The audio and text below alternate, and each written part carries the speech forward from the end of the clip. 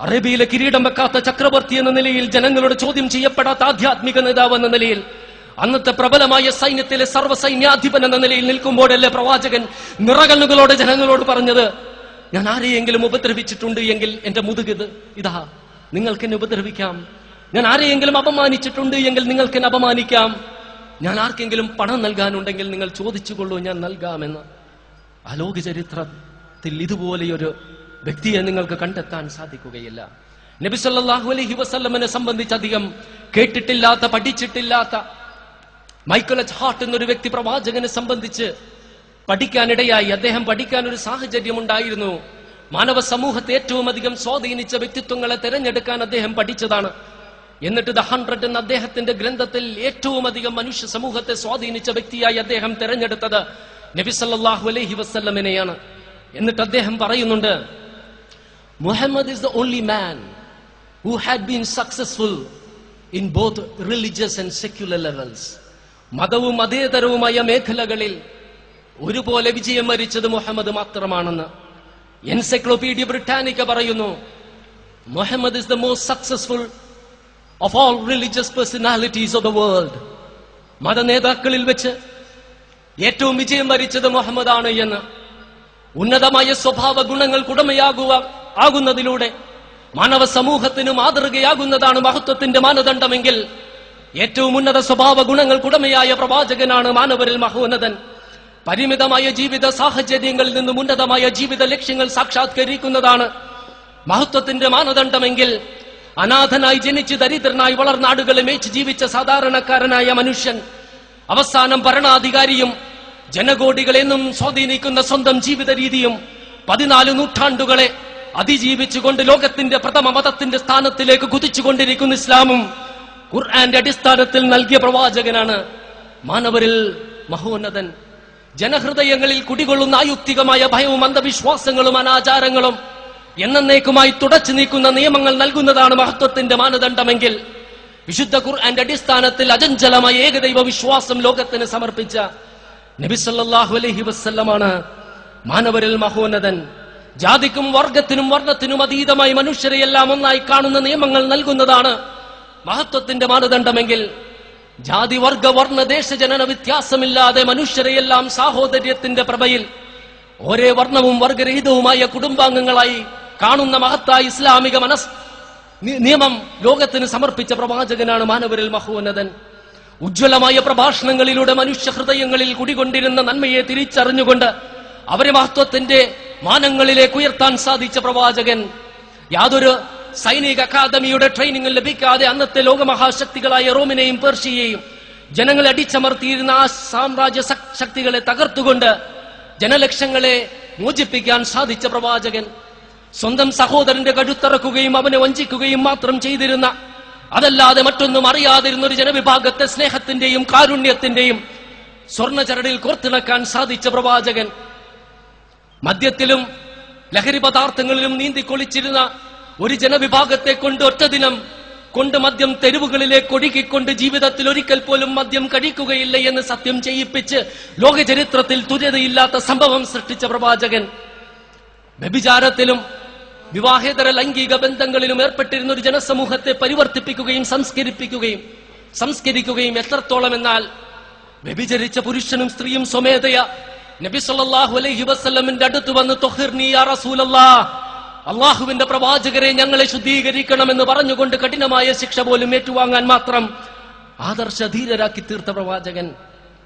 പെൺകുഞ്ഞിന്റെ ജന്മം ഒരു ദുരന്തമായി, ദുഃഖമായി, ശാപമായി കണ്ടിരുന്ന ഒരു ജനവിഭാഗത്തെ കൊണ്ട് പെൺകുഞ്ഞിന്റെ ജന്മം ഒരു സന്തോഷ വാർത്തയാണെന്ന് അംഗീകരിപ്പിക്കാൻ സാധിച്ച പ്രവാചകൻ. സ്ത്രീകൾക്ക് ആത്മാവുണ്ടോ എന്ന് നോക്കി പരിഹസിച്ചിരുന്ന ഒരു ജനവിഭാഗത്തെ കൊണ്ട് സ്വർഗം മാതാവിന്റെ കാൽപാദങ്ങളുടെ ചുവട്ടിലാണ് എന്ന് ബോധ്യപ്പെടുത്താൻ സാധിച്ച പ്രവാചകൻ. സ്വന്തത്തെ അല്ലാതെ യാതൊന്നിനെയും സ്നേഹിക്കാതിരുന്ന സ്വാർത്ഥരായ ഒരു ജനവിഭാഗത്തെ ആദർശത്തിനു വേണ്ടി ജീവൻ പോലും ബലി കൊടുക്കാൻ മാത്രം ആദർശധീരരാക്കി തീർത്ത പ്രവാചകൻ.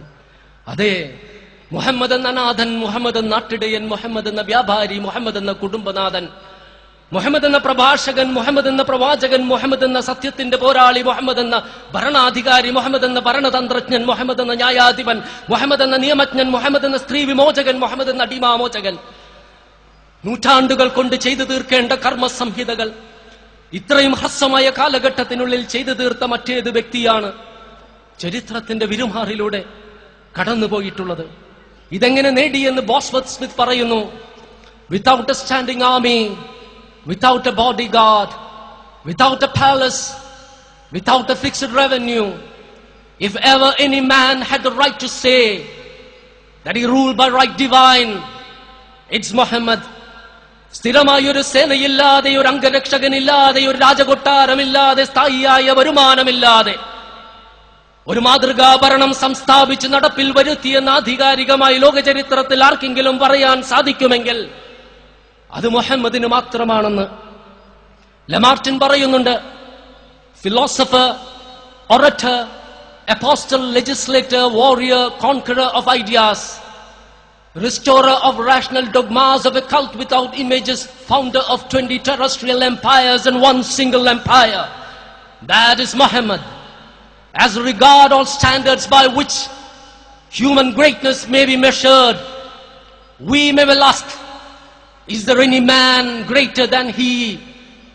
തത്വചിന്തകൻ, വാഗ്മി, മതനേതാവ്, നിയമനിർമ്മാതാവ്, ധീരപോരാളി, ആദർശങ്ങളുടെ ജേതാവ്, പ്രതിബിംബങ്ങളില്ലാത്ത ഒരു വിശ്വാസ സംഹിതയുടെ സ്ഥാപകൻ, 20 ഭൗതിക സാമ്രാജ്യങ്ങളുടെയും ഒരാത്മീയ സാമ്രാജ്യത്തിന്റെയും മഹാസ്ഥാപകൻ, അതാണ് മുഹമ്മദ്. മനുഷ്യ മഹത്വം അളക്കാനുള്ള എല്ലാ മാനദണ്ഡങ്ങളും എടുത്ത് സസൂക്ഷ്മം അളന്നാലും നമുക്ക് ചോദിക്കാം, ഇദ്ദേഹത്തെക്കാൾ മഹാനായ മറ്റേത് വ്യക്തിയാണുള്ളതെന്ന്. ജോർജ് ബെർണാഡ് ഷാ പറയുന്നു, I have studied him, the wonderful man. He must be called the savior of humanity. ഞാൻ അദ്ദേഹത്തെ സംബന്ധിച്ച് പഠിച്ചിട്ടുണ്ട്. മാനവരാശിയുടെ മോക്ഷദായകനാണ് അദ്ദേഹം. മാനവരാശിയുടെ മോക്ഷദായകൻ എന്ന് ജോർജ് ബെർണാഡ് ഷാ വിശേഷിപ്പിച്ച പ്രവാചകനെയാണ് തിന്മയുടെ പ്രതീകമായിട്ട് ചിലർ ചിത്രീകരിക്കുന്നത്. മക്കാ വിജയവേളയിൽ പ്രവാചകൻ മാപ്പ് നൽകിയപ്പോഴാണ് മാപ്പ് എന്ന പദത്തിന് ഏറ്റവും ഉന്നതമായ അർത്ഥം ലഭിച്ചതെന്ന് സ്റ്റാൻലി ലൈൻ പൂൾ വിശേഷിപ്പിച്ച പ്രവാചകനെയാണ് പ്രതികാരദാഹിയായി ചിലർ ചിത്രീകരിക്കുന്നത്. കണ്ടം വെച്ച് സ്വയം തുന്നിക്കെട്ടിയ വസ്ത്രം ധരിച്ച് ഈ മനുഷ്യൻ അനുസരണ വിധേയനായതുപോലെ ലോകചരിത്രത്തിൽ ഒരു നേതാവിനെയും ഒരു ഭരണാധികാരിയെയും ഒരു ചക്രവർത്തിയെയും ആരും അനുസരിച്ചിട്ടില്ല എന്ന് തോമസ് കാർലിൽ വിശേഷിപ്പിച്ച പ്രവാചകനെയാണ് ഒരു ഭൗതിക മോഹിയായി ചിലർ ആക്ഷേപിക്കുന്നത്. ഏതു കോണിലൂടെ നോക്കിയാലും മുഹമ്മദ് ഒരു വ്യാജവാദിയായിരുന്നില്ല എന്ന് എച്ച്.ജി. വെൽസ് തന്റെ ഔട്ട്ലൈൻ ഓഫ് ഹിസ്റ്ററിയിൽ വിശേഷിപ്പിച്ച പ്രവാചകനെയാണ് ഒരു വ്യാജവാദിയായി ചിലർ ചിത്രീകരിക്കുന്നത്.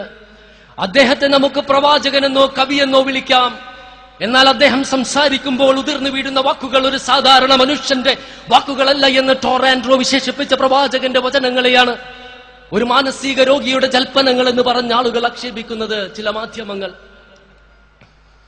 അദ്ദേഹത്തിന്റെ യുദ്ധങ്ങളും സമരങ്ങളും ഒരിക്കലും അക്രമത്തിനും അനീതിക്കും ഏകാധിപത്യ ഭരണം സ്ഥാപിക്കാനുമായിരുന്നില്ല, മറിച്ച് സത്യത്തിനും നീതിക്കും ധർമ്മത്തിനും വേണ്ടിയും അനീതിക്കും അക്രമത്തിനും എതിരായിരുന്നുവെന്ന് വാഷിംഗ്ടൺ ഇർവിൻ വിശേഷിപ്പിച്ച പ്രവാചകന്റെ സമരങ്ങളെയാണ് സ്വാർത്ഥനായ ഒരു ഏകാധിപതിയുടെ സമരങ്ങൾ എന്ന് വിളിച്ച് ചിലർ ആക്ഷേപിക്കുന്നത്.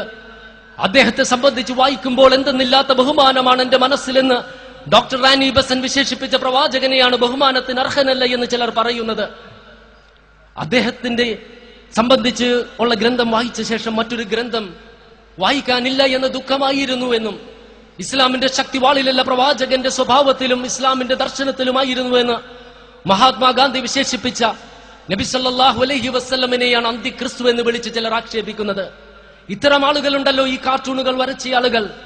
അവരെ സംബന്ധിച്ചാണ് 1928 ഭാരതത്തിലെ ഗോരഖ്പൂരിൽ എഴുത്തുകാരുടെ സമ്മേളനത്തെ അഭിമുഖീകരിച്ചുകൊണ്ട് ജ്ഞാനേന്ദ്രദേവ് ശർമ്മ പറഞ്ഞത്, മുഹമ്മദിന്റെ ശത്രുക്കൾ പ്രകാശത്തെത്തിയും നല്ലതിനെ ചീത്തയും എല്ലാ നന്മകളെയും തിന്മകളുമായി വളച്ചോടിക്കുന്നത് അവരുടെ ധാർമ്മികമായ അധപ്പതനം മാത്രമാണ് കാണിക്കുന്നതെന്ന്.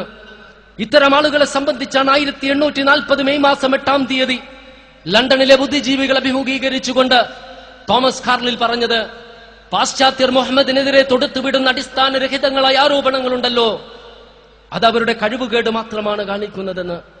പ്രവാചകനെ സംബന്ധിച്ച് വസ്തുനിഷ്ഠമായി പഠിക്കുന്ന എല്ലാവരും ചോദിച്ചു പോകുന്നൊരു ചോദ്യമുണ്ട്. ലമാർട്ടിൻ ലോകത്തോട് ചോദിച്ച ചോദ്യം, is there any man greater than he? ഇദ്ദേഹത്തെക്കാൾ മഹാനായ മറ്റേത് വ്യക്തിയാണുള്ളതെന്ന്.